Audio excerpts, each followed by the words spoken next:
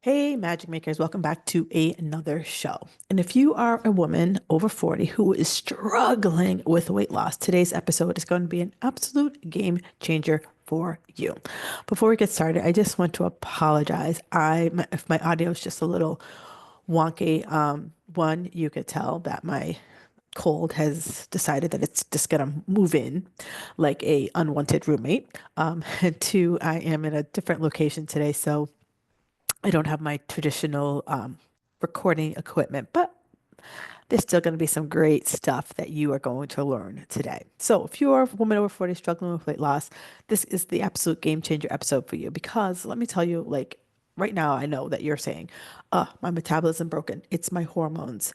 Um, I'm not working hard enough, or I'm doing everything right. Why is this not working? I hear it all and I empathize and I truly, truly understand because I know firsthand what it's like when you look in the mirror and you're like, oh, is this my body? Like, why is it giving me the finger no matter what I do?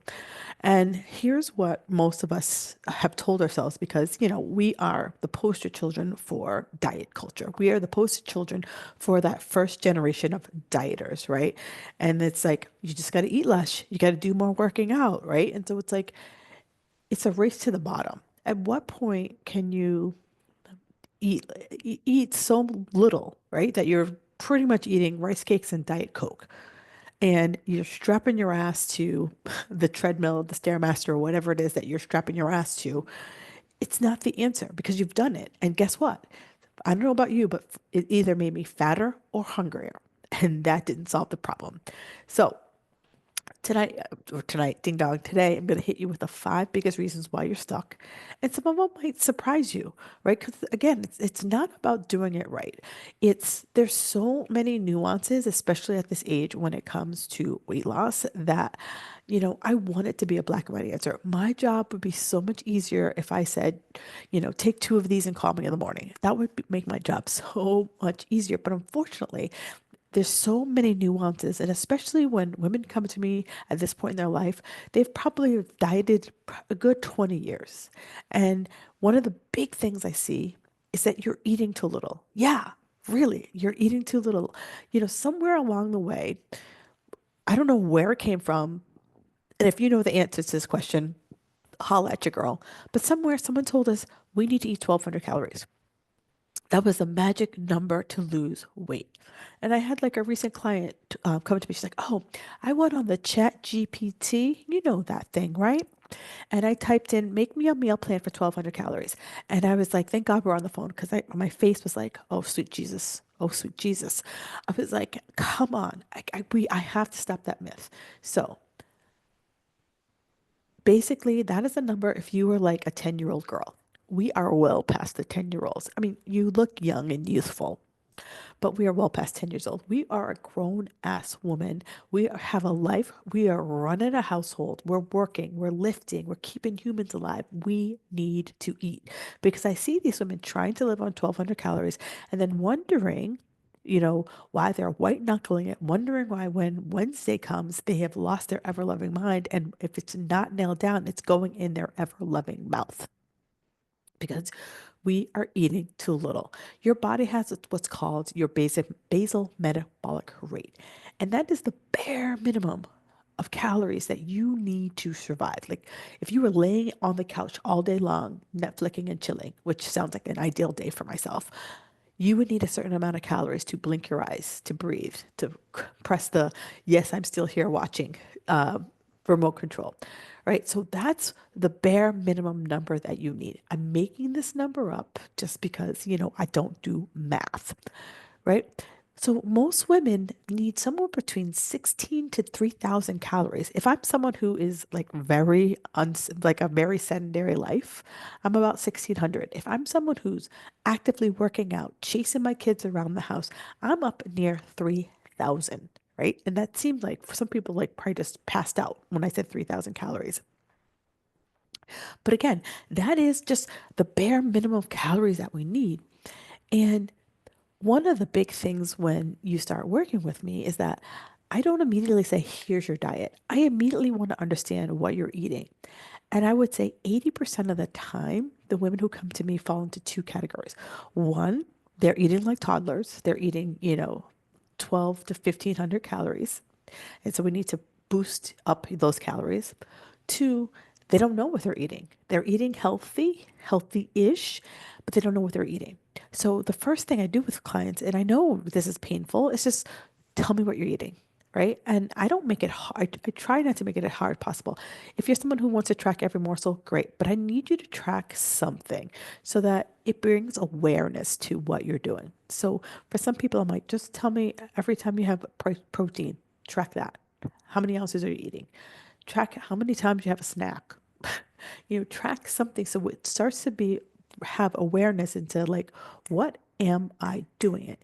Because tracking your food is very like your bank account, right? Say I wanted to go on vacation or buy a house. How do I know? Can I go to the Ritz-Carlton or am I at the Motel 6 if I don't know how much money I have? How do I know if I'm buying $1 million house or I'm buying a $200,000 house if I don't look at my bank account?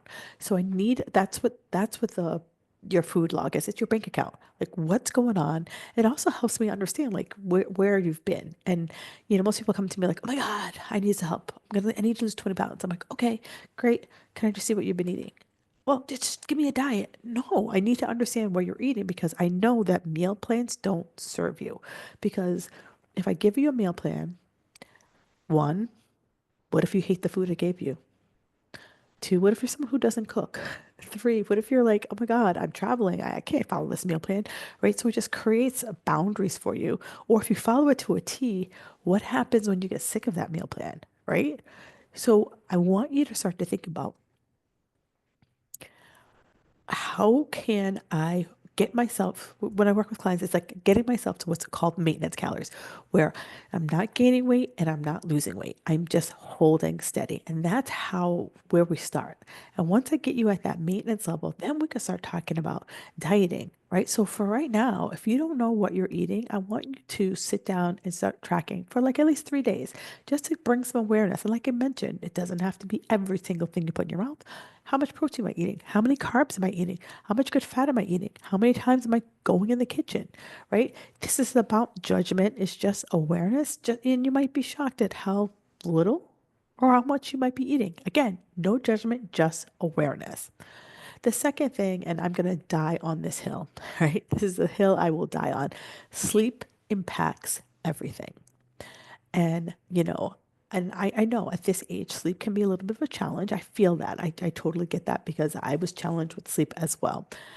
But the big thing that I always tell people before you say, oh my God, I'm just not a good sleeper. One, stop saying that, right? Because if I keep saying I'm not a good sleeper, I'm just going to stop being a good sleeper. Your body's like, okay, we're not good sleepers. But I want us to kind of set ourselves up for success, right? Because this is what I know about sleep. It every system in your body, if it is not getting enough rest, it is going to not be on full power. Think about your cell phone. How many times have you gone to bed, you've used your phone all damn day, and you didn't plug it in? And the next day you're like, ooh, it's 2 o'clock and I got about 20% power. Like that's how your body feels. And sleep is what, resets that whole cycle for you. So, if you aren't eating well and you're getting like 5 hours of sleep, your body is going to go into full rebellion mode. And this is what I know. It cranks up your cravings. Like your body is literally like, I need energy, so we're going to eat more food. Hormones. If I don't give that full reset cycle, your hormones are like, oh, someone's got to take over here. My energy, I feel like crap, right? And I see it all the time. I have clients who are like, I get up at 4:30 in the morning to work out, or I work at 5 a.m. I'm like, okay, when do you go to bed? Right? Because if I'm not in bed like 9 o'clock at night, I'm not getting the optimum sleep. And so I know that for many of you, you're like, oh, that's the only time I can work out. But get your ass to bed, right? Get your ass to bed if that's the only time you can work out.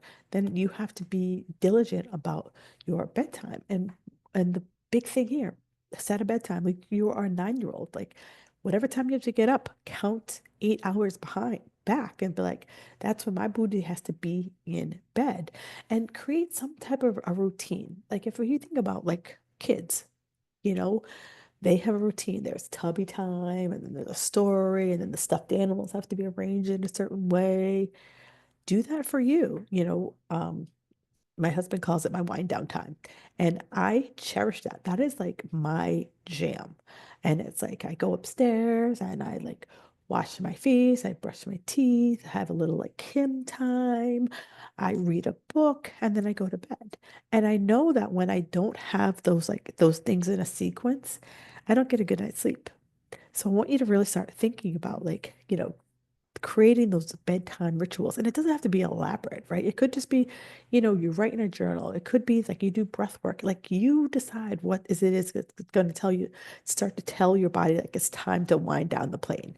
Because so many people are like, oh, I just pass out in front of the TV. No, let's just start to signal our body that here's the time to go to bed. And then you'll start craving that time. And your body will be like, oh, girl, we don't need to watch one more episode. It's time to go to bed. Um, the third one is just doing too much. All right. Good old-fashioned burnout. I am well, I am well acquainted with this one. Um, I've had my pretty much my whole life, I've either had multiple jobs or I've had a more than full-time job. And nowadays, between having a more than full-time job, kids, aging parents, running here and there, your nervous system is just fried, fried. And chronic stress keeps those cortisol levels high, keeps the belly fat around like an uninvited guest. And you're just never like, the best way to describe like your nervous system is always on this high. Like it just never gets a chance to kind of like bring it down. um, is like imagine like someone was ringing my doorbell, right? Someone right now is ringing your doorbell, just keeps ringing your doorbell, just keeps ringing your doorbell, just keeps ringing your doorbell, just keeps ringing your doorbell, just keeps ringing. Right? That's freaking annoying. How I was just get going. That's what your nervous system is when we don't give ourselves that downtime. And I'm gonna apologize right now because where I am, they are mowing the lawn. So if you hear anything in the background, it is that. So it keeps you keep ringing that doorbell. And so my body never gets a chance to relax. It's always on high alert. And I wear an aura ring. And one of the things that I've noticed that I didn't think I was stressed, but there are times in my day that my aura ring will say, Kim, you are stressed. And I'm like, oh, what was I doing at that point? And sometimes it's things that I don't really think are stressing me out. So it's been very like um eye-opening as to like what is actually going on. But I want you to start thinking about like, are you saying to yourself, this is my life? Like, you're stressed out, but you're like, this is just how my life is. And I hear that all the time. Or maybe you're in a situation that, I have clients who are like, oh, my parents just stress me out, but it's just what it is. Or, oh, my spouse, he stresses me out or she stresses me out. And we're always in survival mode. And because we've always done that, we don't think it is a stressor because it's just something that just is a constant, right? Like right now, the buzzing in the background of that lawnmower, it's that constant buzzing in the background. Well, in our 30s, we could kind of really handle that. But now in our 40s, progesterone, which is our stress buffing hormone, isn't around as reliable as we want it to be. So us kind of like staving off the buzzing that we're hearing right now in the background doesn't happen as much or as easily as it used to. So now that stress is really starting to ring that bell, right? It's starting to ring that bell a little bit more. So here's where really we have to kind of start coming up with ways that like help us to manage our stress. And, even if it's just 15 minutes a day, like sit down, breathe, drink coffee by yourself, right? Drink coffee in peace. I tell this story. I've had a client who used to like lock herself in the pantry for like 15 minutes and like had a little timer and she told her kids like, this is my 15 minutes. I don't care what you do, but give mom the 15 minutes. So literally I want you to sit down today, but like, where can I put 15 minutes of me time in the calendar? And this is what I know. If it doesn't get scheduled, life will fill in that space for you. So just put 15 minutes of me time somewhere in your day. do it at least once a week, but I'm gonna get greedy. I'm gonna say, can you do it at least 3 days a week? And then eventually you'll like grow to love it that you'll be doing it 7 days a week. And it might be more than 15 minutes. And your me time isn't just your time at the gym, right? I want you to have something more than your gym time as your me time. The fourth one is that you're either, I see two women fall into two camps. You're either over exercising or you're not exercising enough. And I love me a good sweat session. That's how I really start my day. It's like I've done something for myself and now I can serve my clients. And but I see a lot of people feeling that, working out harder is the way to go. And I'm just going to press pause here because they are coming in and mowing the lawn. So, before we were really interrupted by the lawnmower, I was talking about over exercising or not exercising enough. So this is what I see, like, right, we go at it like all in, like, yeah, I'm crushing it. I'm going to the gym 5, 6 days a week, 7 days a week. And then life. And then you're like, oh, because I can't go to the gym 5, 6 days a week, or oh, because I can't work out for an hour, 2 hours, like I just can't work out. And guilty. I was guilty. That was always me. Like if I couldn't work out for 90 minutes to 2 hours, why bother? And so I see this big stop, start, stop, start, stop, start. And so what happens when I am always like on going, going, going, going, going? If unless my system is like purely like fine tuned, like a race car, it probably doesn't bother me. But at some point, my body, instead of burning fat, is going to get inflamed because the exercise is a stressor on the body. We're pushing it to do things that it might not have the capacity to do. I might not have gotten a good night's sleep last night. So now I'm already running like low on energy, but now I'm pushing myself to be like, you gotta go, you gotta go, you gotta go, you gotta go. And so now I get inflamed, I get stressed. And so that is a big challenge to my body. On the flip side, because I tell myself, oh, my workouts have to be about this amount of time, or oh, work's too busy and I can only, get to the gym 1 day a week. So why even bother? Right. That's what we see. We see this back and forth, back and forth, back and forth. And so, for years I was like, oh, my clients, you have to go to the gym 5 to 6 days a week. Now I'm like, can we get in 3 solid workouts? And I've shared this before where I'm all about good, better, best, right? We're just like, what makes a good week, what makes a better week, and what makes the best week. And how can we start to really focus in on consistency where strength training takes the priority? If it is one of those weeks that I'm like, you're traveling or taking your kids here, there, and everywhere, or parents, like, what's your bare minimum when it comes to strength training? Can I get in daily walks, even if it's 15 minutes? Right? It's just a 15-minute, I do usually around 3 o'clock, I go out for what I call my constitutional. And every day around 3 o'clock, I go outside and I do like a 15-minute lap around my block. And then recovery, a minimum 1 to 2 days you are recovering. And by recovery, I mean, you're not doing anything. Maybe yeah, you can take that 15-minute walk, but that walk isn't a power walk, right? It is just like, I'm not strolling like a snail, but I'm not like trying to get my heart rate up, right? It's just, we're prioritizing, excuse me, recovery. And then this last one that I've been doing a deeper dive into because I know that many of you struggle with this, and this is probably one of the main reasons why you have issues, um, gut health, right? I know that it's been getting a lot of attention, and I've had several people on talking about different areas of gut health. Is that if your digestion is off, weight loss is a struggle. And one of the big things I always talk about to women um, who start working with me, I'm always about how's your food, right? Are you digesting food? So, like, do you feel bloated after you eat something?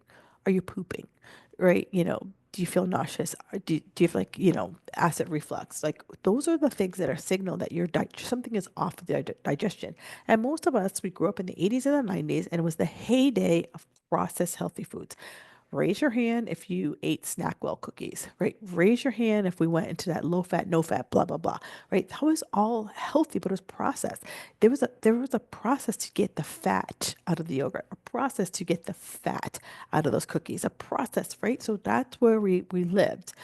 But also, like, it never phased us to take an antibiotic or a Z-Pack when we had the sniffles, right? Birth control pills, Advil, antacids. I mean, I was the queen of Advil and antacids. Like I popped those like freaking candy. It was Skittles for me. I took them on an empty stomach and I was like, oh, I was taking it on an empty stomach. That wasn't a badge of honor. That was a sign that my body was like, girlfriend, slow your ass down. But I had shit to do, right? Raise your hand if you're like, I have shit to do, so I'm gonna just keep going, going, going, going, going. So all of those things wreaked havoc on our gut for decades, leading to what I talked about earlier, bloating, sluggish digestion, not really, even though I'm eating well, I'm not absorbing it into my body. Inflammation, which looks like body weight, but it's literally like the best way to describe inflammation. Think about like, I want you to think about like a cell, right? So here I'm making it a circle. It's a cell, and imagine like something like an irritant gets in there. Like, oh, this is what a bug bite, right? Have you ever got a mosquito bite and like how many times have you actually seen the mosquito bite you? And you smack the mosquito and you swat it away. And then a couple of days later, you get the mosquito, you actually get the mosquito bite. That's inflammation. Like white blood cells go to that spot to say, okay, I don't know what that is, so I'm going to surround it with fluid to keep it from getting in with everything else. That is inflammation in our body. So there are toxins that are floating around in our body that our body's like, well, I don't know what this is. So I'm going to put a fluid around it to protect your body from it, right? And so for many people, like especially if you look squishy, a lot of it is and fluffy, a lot of it is mostly inflammation and not as much as fat. So one of the big things that I work with women on, especially at this age, is to increase your fiber because that's going to help us like get rid of toxins, but also your water. That's going to also help us flush out those toxins. So think, water-based fruit, water, veggies, chia, flax seeds are all great for bumping up the fiber. Also, a new favorite of mine are dates. Two dates, you can easily get your daily fiber.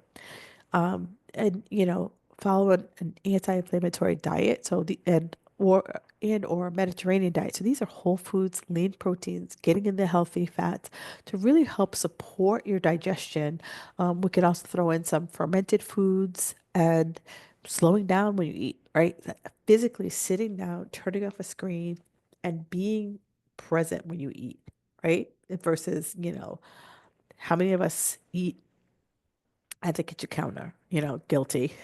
How many of us eat while we're in the car moving around? And I know it's that's how life is sometimes, and I feel that. But like for the time that life isn't like that, and I'm just out of habit doing it, can we like physically park my booty down and sit at a table and just be in the moment having my meal?